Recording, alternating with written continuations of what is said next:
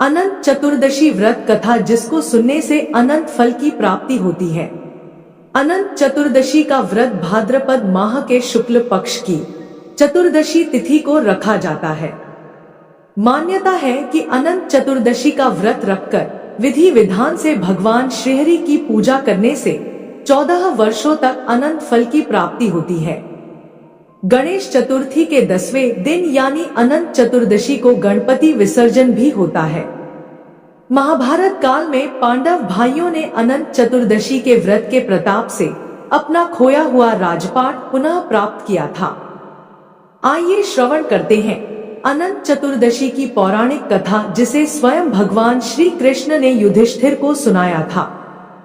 कथा को श्रवण करने से पहले कमेंट बॉक्स में जय श्री हरि विष्णु या अनंत देव भगवान की जय अवश्य लिखें। सूत जी ने शौनक आदि ऋषियों से कहा कि पूर्व समय में मां गंगा के तट पर धर्मराज युधिष्ठिर महाराज ने जरासंध के वध के लिए राजसूय यज्ञ को आरंभ किया।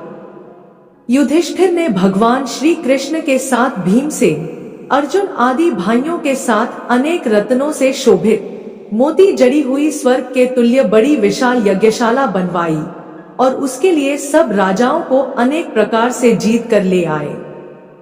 एक समय गांधारी और राजा धृतराष्ट्र का पुत्र, जो दुर्योधन नाम से विख्यात था, वह उस यज्ञशाला में आकर प्रांगण में जल की प्रतिमा देखकर वस्त्र को ऊंचा कर उस जगह धीरे धीरे चलने लगा। यह देखकर द्रौपदी आदि श्रेष्ठ स्त्रियां हंसने लगी और दुर्योधन आगे जल को भूमि जानकर उसमें गिर गया। यह देख सब राजा लोग तथा तप रूप धन वाले ऋषिगण और द्रौपदी आदि सुंदर नेत्र वाली स्त्रियां भी हंसने लगी। यह देखकर महाराजा दुर्योधन अत्यंत क्रोधित होकर अपने मामा शकुनी के साथ अपने राज्य में जाने के लिए उद्यत हुआ।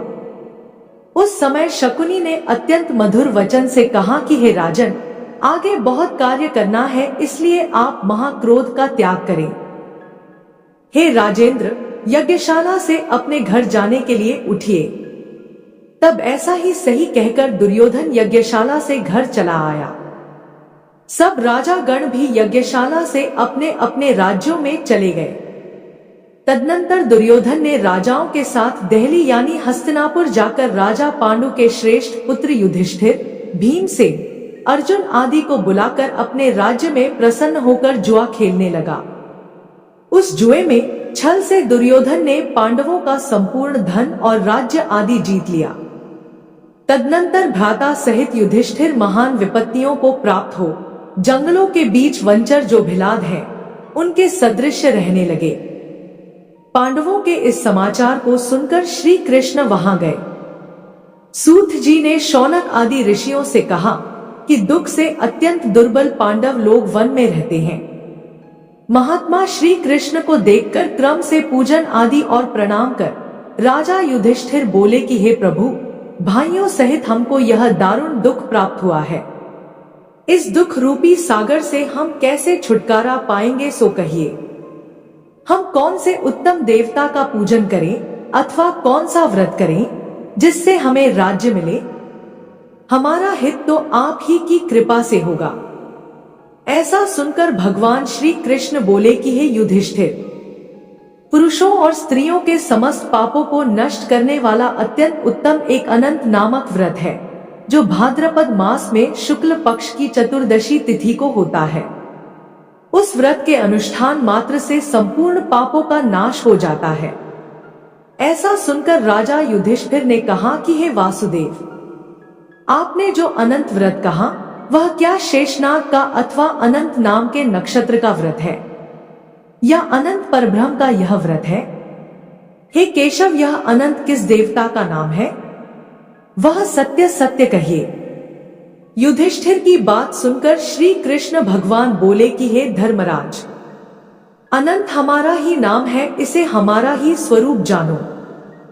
सूर्य आदि जितने देवता हैं और काल आदि जो कहे जाते हैं, सब हमको ही जानो। कला, काष्ठा, मुहूर्त आदि, दिन, रात्रि तथा यह सब जितने शरीर वाले प्राणी हैं तथा पक्ष, मास, ऋतु, वर्ष, युग और काल आदि की व्यवस्था सब मुझी को जानो। यह जो मैंने कला आदि कहा है वह इस अनंत नाम से प्रसिद्ध है। मैं भूमि का भार अल्प करने के लिए इस कृष्ण नाम से अवतरित हूँ। दानवों का नाश तथा साधु पुरुषों की रक्षा के निमित्त मुझे वासुदेव के कुल में भी उत्पन्न जानो। आदि अंत मध्य जिसका नहीं, ऐसे कृष्ण, विष्णु, शिव, वैकुंठ, सूर्य, चंद्र, सर्वत्र व्याप्त ईश्वर मुझको जानो। हे युधिष्ठिर, नहीं है उत्तम जिससे ऐसा विश्वरूप जो योगी लोगों से ध्यान किया गया, वह संपूर्ण रूप वाले अनंत हम ही है, जिससे 14 इंद्र, 8 वसु, 12 सूर्य, 11 रुद्र, 7 ऋषि, 7 समुद्र तथा वृक्ष आदि सहित संपूर्ण पर्वत हम ही को जानो। 27 नक्षत्र, 10 दिशा, पृथ्वी, 7 पाताल तथा भूर्भुवाल, 7 स्वर्ग, यह सब हम ही है। इस विषय में कुछ भी संदेह ना करो। ऐसा वचन सुनकर राजा युधिष्ठिर ने कहा कि हे सर्वव्यापी भगवान, अनंत व्रत का महात्म्य तथा विधि कहिए। अनंत व्रत का अनुष्ठान करने वाले प्राणी को क्या पुण्य और क्या फल मिलता है वह भी कहिए। पूर्व काल में यह अनंत व्रत किसने किया और मृत्यु लोक में किसने प्रकाशित किया, यह सब विस्तार पूर्वक हमसे कहिए। युधिष्ठिर का ऐसा वचन सुनकर भगवान श्री कृष्ण बोले कि सतयुग में सुमंतु नाम का एक ब्राह्मण था।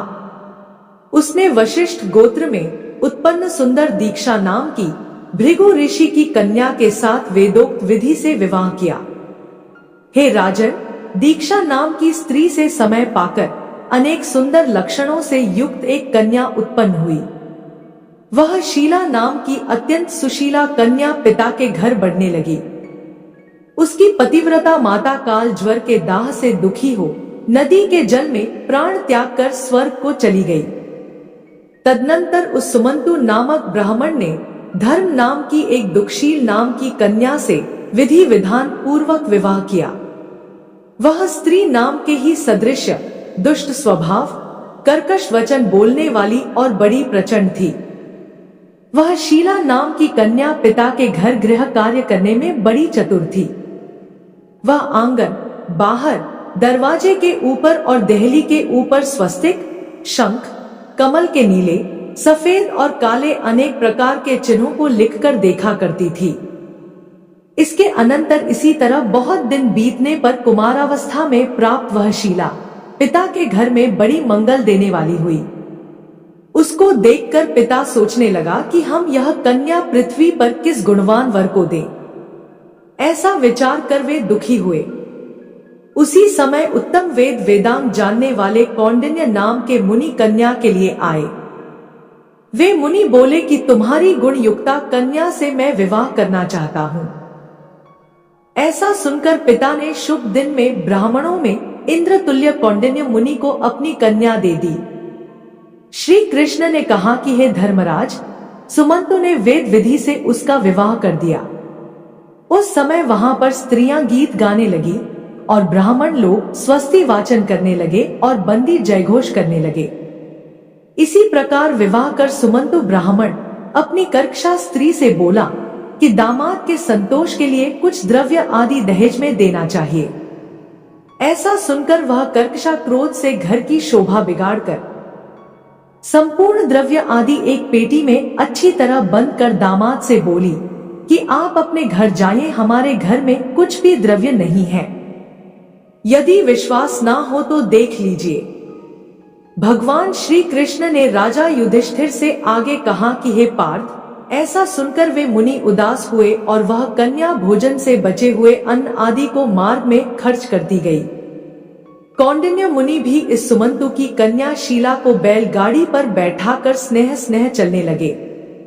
जाते जाते पुण्यदायक यमुना नदी को देखकर उसके किनारे रथ खड़ा कर शिष्यों को नियुक्त कर वे स्नान संध्या आदि करने गए। मध्याह्न के समय भोजन का समय जानकर रथ से उतरकर नदी के किनारे उस शीला ने लाल वस्त्र पहने हुए स्त्रियों के झुंड को देखा। उन स्त्रियों के समूह को चतुर्दशी के दिन श्री जनार्दन भगवान का पूजन करते हुए देख उनके पास जाकर शीला धीरे से पूछने लगी, तुम लोग यह क्या कर रही हो? इस व्रत का क्या नाम है? ऐसा सुनकर उन स्त्रियों ने कहा कि यह अनंत का व्रत है। हम अनंत भगवान को ही पूजते हैं। ऐसा सुनकर शीला बोली, मैं भी यह उत्तम व्रत करूंगी। इस अनंत व्रत की क्या विधि है और यह व्रत किस प्रकार का है? इसमें क्या दान होता है? कौन से देवता की पूजा की जाती है? वह सब मुझसे कहो।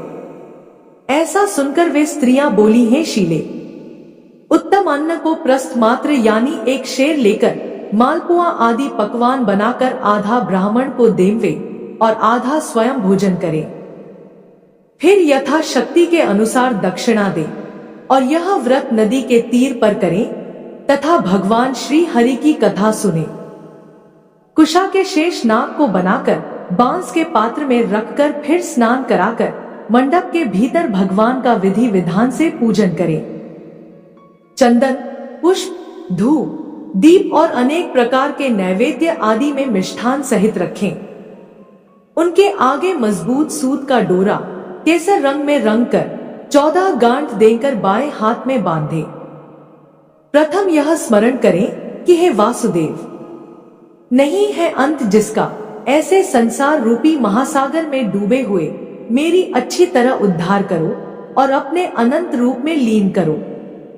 हे सूत्र रूपी अनंत भगवान, आपको बारंबार नमस्कार है।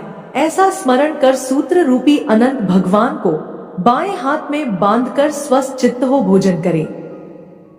संसार रूपी अनंत नारायण भगवान का ध्यान तथा पूजन कर अपने घर जाएं। हे भद्रे, यह व्रत तुमसे कहा।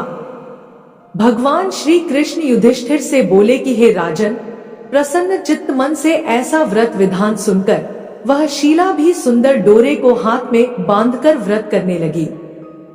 जैसा 14 गांठ देखकर बाएं हाथ में बांधना कहा है, वैसा बांधकर अपने भोजन का आधा ब्राह्मण को दे, अवशिष्ट स्वयं खाकर फिर प्रसन्न हो। पति के साथ बैलगाड़ी द्वारा अपने घर को गई। तब से शुभ शकुनों पर विश्वास हो गया।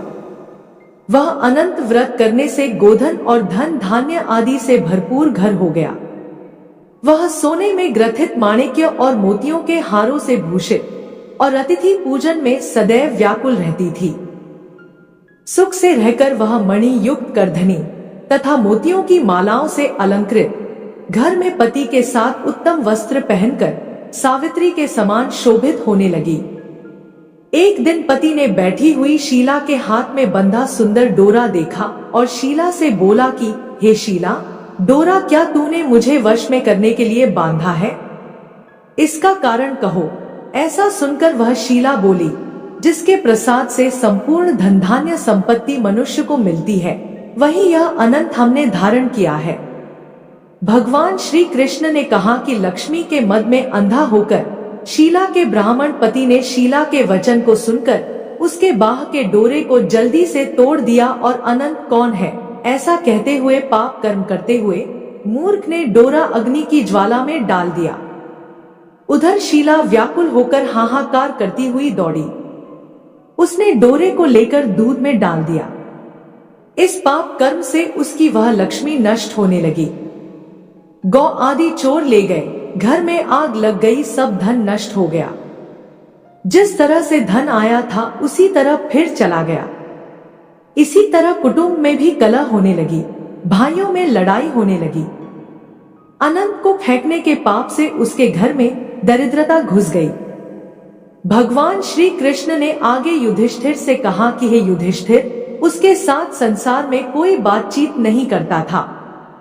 वह शरीर से अति संतप्त हो गया और मन से भी दुखी रहता था। बड़े भारी दुख को पाकर कौंडिन्य मुनि ने अपनी पत्नी शीला से कहा कि हे शीला, एकाएक उत्पन्न इस शोक के कारण मैं दुखी हो गया और मेरा धन नष्ट हो गया। स्वजनों से कलह होती है और मुझसे कोई बात नहीं करता। शरीर में नित्य ज्वर आदि ताप रहते हैं, चित्त में बड़ा ही खेद होता है। इसका क्या कारण है? तुम जानती हो तो कहो, ऐसा क्या उपाय है जिससे मेरा भाग्य अच्छा हो सके? ऐसा सुनकर शील ही है आभूषण जिसका, जो सुंदर स्वभाव वाली है। पति से बोली, अनंत फेंकने के पाप कर्म से यह सब हुआ है। हे महाभाग्य, उसके लिए उपाय करें, तब फिर सब ठीक हो जाएगा। ऐसा उसके कहने से ब्राह्मण मन से हरि भगवान की शरण में गया। उसके अनंतर वह कौंडिन्य मुनि खेत को प्राप्त हो वन में गए। वहां वे उत्तम ब्राह्मण वायु का भक्षण कर तप करने की इच्छा से उस परमेश्वर का ध्यान करते हुए सोचने लगे कि जिसके प्रसाद से मुझे धन आदि मिला और उसके अपमान करने से मैं निर्धन होकर कष्ट को प्राप्त हो गया, मुझको अतिशय सुख दुख देने वाला धनाधिक हुआ। ऐसा चिंतन करता हुआ घने वन में घूमने लगा। वहीं पर कौंडिन्य मुनि ने एक आम का वृक्ष देखा। वह ऐसा था जिस पर एक भी पक्षी नहीं थे और करोड़ों कीड़े थे। उसने आम के वृक्ष से पूछा कि कहीं अनंत भगवान को देखा हो तो हे सौम्य कहो, मेरे चित्त में अतिशय दुख है। यह सुनकर वह आम का वृक्ष बोला कि हे ब्राह्मण, मैंने अनंत भगवान को नहीं देखा है। यह सुनकर वह दुखी होकर चल दिया और अनंत भगवान को कहाँ देखेंगे, ऐसा विचार करता हुआ वन में घूमने लगा। इतने में बछड़े सहित गौ को देखा, जो वन के मध्य में इधर उधर दौड़ रही थी। भगवान श्री कृष्ण ने कहा कि हे पांडव, वह ब्राह्मण गौ से बोला कि तुमने अनंत भगवान को देखा हो तो बताओ। इसके बाद गौ बोली, हे कौंडिन्य, मैं अनंत भगवान को नहीं जानती हूँ। उसके बाद आगे जाकर घास पर बैठे हुए वृषभ को देखकर उसने पूछा कि हे गोपर, तुमने अनंत भगवान को देखा है? बैल बोला, मैंने अनंत भगवान को नहीं देखा है। इसके बाद आगे जाकर बड़ी सुंदरी दो पुष्करणी को देखा। उन बावलियों का जल उसमें से इसमें और इसमें से उसमें आता जाता हुआ अनेक प्रकार का कल्लोल करता और कमल, कल्हार, कुमुदिनी आदि के पत्तों से युक्त होकर शोभायमान हो रहा था। भ्रमर, हंस, चकोर, बगुला आदि पक्षियों से शोभित उस वापी को देख ब्राह्मण ने उन दोनों पुष्करणियों से पूछा कि तुम लोगों ने अनंत भगवान को कहीं देखा है? यह सुनकर दोनों पुष्करणी बोली, हे द्विज, हमने अनंत भगवान को कहीं नहीं देखा। आगे जाकर उसी तरह एक हाथी और एक गधा देखा। उन दोनों से भी ब्राह्मण ने पूछा, क्या आप लोगों ने कहीं अनंत भगवान को देखा है? ऐसा पूछकर ब्राह्मण निराश हो उसी जगह बैठ गया। आगे भगवान श्री कृष्ण कहते हैं, हे राजन, वह कौंडिन्य जीवन से निराश हो बड़ा विकल होता हुआ बहुत गर्म ऊर्ध्वश्वास लेकर भूमि पर गिर पड़ा। फिर वह ब्राह्मण होश में आते ही हे अनंत, ऐसा कहते कहते उठकर चित्त में यह निश्चय करता हुआ कि अब मैं अपने प्राण का त्याग कर दूंगा। भगवान श्री कृष्ण कहते हैं, हे युधिष्ठिर, ऐसा विचार कर उस ब्राह्मण ने प्राण देने के लिए वृक्ष में फांसी लगा ली। उसी समय दयालु हृदय वाले अनंत भगवान भी प्रत्यक्ष हो गए और वृद्ध ब्राह्मण का रूप धारण कर बोले, यहाँ आओ, यहाँ आओ। यह कहकर उन्होंने उस कौंडिन्य का हाथ पकड़कर एक गुफा में ले गए। उस गुफा में कौंडिन्य मुनि ने एक नगर देखा जिसमें सुंदरवान स्त्री पुरुष विद्यमान थे और शुभदायक दिव्य सिंहासन पर भगवान बैठे थे, जिनके अगल बगल शंख, चक्र, गदा, पद्म और गरुड़ शोभायमान हो रहे थे। कौस्तुभ मणि धारण किए हुए, वरमाला आदि अनेक प्रकार के आभूषण धारण किए हुए विश्वरूप अनंत भगवान को उस कौंडिन्य मुनि ने देखा। अतिशय प्रकाशमान स्वरूप वाले भगवान को देखकर उन्होंने ऊंचे स्वर में कहा, हे प्रभु, आपकी जय हो। ऐसा कहकर तथा प्रणाम कर बोले, हे नाथ, हे पुंडरीकाक्ष, हम पाप रूप पाप कर्म करने वाले हैं। हमारी आत्मा पाप रूप है और हम पाप ही से उत्पन्न है। आप हमारी रक्षा करें। आप मेरे संपूर्ण पापों को हरने वाले हैं। उस मुनि के ऐसे वचन सुनकर अनंत देव भी बड़े कोमल वचन से बोले, हे विप्रेंद्र, मत डरो। जो तुम्हारे मन में हो निसंकोच होकर कहो। ऐसा सुनकर कौंडिन्य मुनि बोले, हे प्रभु, मैंने धन से उन्मत्त होकर अनंत का डोरा तोड़ दिया। उस कर्म से मेरा धन नष्ट हो गया। घर में अपने कुटुंबियों से कलह होती है, जिस कारण मुझसे कोई भी नहीं बोलता। इस तरह दुखी होकर आपके दर्शन की इच्छा से मैं वनों में भटक रहा हूँ। हे देवेंद्र, आपने मुझ पर कृपा कर अपना दर्शन दिया। अब मुझ पर दया करके उस पाप की शांति का उपाय कहिए। श्री कृष्ण कहते हैं, हे युधिष्ठिर, भक्ति से प्रसन्न हो देवता क्या नहीं देते। ब्राह्मण के ऐसे उत्तम वचन को सुनकर अनंत भगवान कहते हैं, हे कौंडिन्य, तुम विलंब मत करो, अपने घर जाओ और भक्ति के 14 वर्ष तक अनंत का व्रत करो। इससे संपूर्ण पापों से छूटकर पुत्र पौत्र को उत्पन्न कर इच्छित भोगों को भोग कर उत्तम सिद्धि को प्राप्त करो। अंत में मेरा स्मरण कर मुझको बिना संदेह प्राप्त कर सकोगे। हम संपूर्ण लोकों के कल्याण के लिए तुम्हें वरदान देते हैं। यह अनंत व्रत आदि श्रेष्ठ आख्यान और कल्याण करने वाला है। जो प्राणी अनंत चतुर्दशी का व्रत करके इस कथा को सुनेगा, वह शीघ्र ही समस्त पापों से छूटकर परम गति को प्राप्त होगा। अनंत देव ने कहा, है ब्राह्मण, मेरे पास जिस मार्ग से तुम यहाँ आए हो, उसी मार्ग से तुम जल्दी घर जाओ। ऐसा सुनकर कौंडिन्य मुनि बोले, हे स्वामी, मैं जो पूछता हूँ उसे बताइए। जंगल में घूमते घूमते मैंने कुछ कौतुक देखा है जगत गुरु। वह आम का वृक्ष कौन था? वह वृषभ कौन था? वह कमल, कुमुद, कल्हार से सुशोभित कौन था? इस बड़े जंगल में मैंने 2 पुष्करणी देखे हैं, सो क्या थी? वह गधा कौन था? वह हाथी कौन था? और उत्तम वृद्ध ब्राह्मण कौन था? अनंत देव बोले, वह आम वृक्ष वेद विद्या को अच्छी तरह जानने वाला ब्राह्मण था। उसने शिष्यों को विद्या नहीं दी, इसलिए वह वृक्ष हुआ। और जो गौ देखी थी वह बीज को खाने वाली पृथ्वी थी। और जो घास पर वृषभ देखा था वह सत्यनारायण धर्म था। और धर्म अधर्म आदि जो कुछ भी परस्पर देती और लेती रही, तथा वेद पाठ करने वाले ब्राह्मणों को नहीं दिया, भिक्षुओं को कभी भिक्षा नहीं दी, उस पाप कर्म से दोनों का जल आपस में इधर का उधर होता है। गधा जो देखा वह क्रोध था, और वह जो हाथी था वह अभिमान रहा। वह ब्राह्मण जो था वह अनंत हम है, और जो गुफा रही वह कठिन संसार है। अनंत देव ऐसा बताकर उस जगह से अंतर्ध्यान हो गए। यह सब स्वप्न के समान देखकर उस जगह से मुनि अपने घर को आए और 14 वर्ष तक अनंत व्रत किया। जैसा अनंत देव ने कहा था वह सब सुख भोग कर अंत में वह अनंत देव का स्मरण कर अनंत लोक को चले गए। हे राज ऋषि, तुम भी यह कथा सुनो और व्रत करो। जिस प्रकार ब्राह्मण को 14 वर्ष में फल प्राप्त हुआ, तुमको भी उसी तरह अनंत देव की कृपा से सब इच्छित वस्तु एक ही वर्ष में कथा सुनकर व्रत करने से प्राप्त हो जाएगी।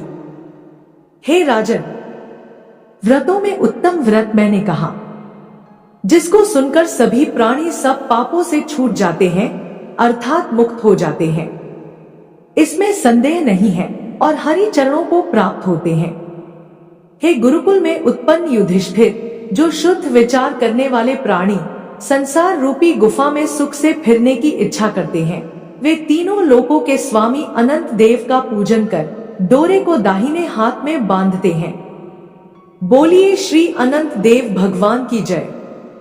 इस प्रकार यह व्रत कथा संपूर्ण हुई। जय श्री अनंत देव। अगर वीडियो पसंद आई तो हमारे चैनल को सब्सक्राइब करें। धन्यवाद।